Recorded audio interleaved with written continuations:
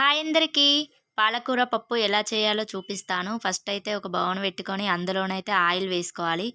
Oil వేసుకొని ఆవాలు, జీలకర్ర, పచ్చిమిర్చి, ఆనియన్ అయితే వేసుకోవాలి. ఇవైతే బాగా ఫ్రై కానివ్వాలి. ఫ్రై అయితుండగానే ఒక స్పూను ఉప్పైతే వేసుకోవాలి. ఉప్పు వేసిన తర్వాత ఫ్రై కావాలి. ఫ్రై అయిన తర్వాతనైతే తగినంత పసుపైతే వేసుకొని మంచిగా కలుపుకోవాలి. ఈ కలిపిన దాంట్లోనైతే ముందుగానే నానబెట్టుకున్న పెసరపప్పునైతే వేసుకోవాలి. వేసుకున్న తర్వాత ఒకసారి కలిపైతే ఈ పాలకూరనైతే మంచిగా కట్ చేసుకున్నదైతే వేసుకొని కలుపుకోవాలి. కలుపుకొని ఒక 5 మినిట్స్ అయితే మంచిగా మగ్గనివ్వాలి.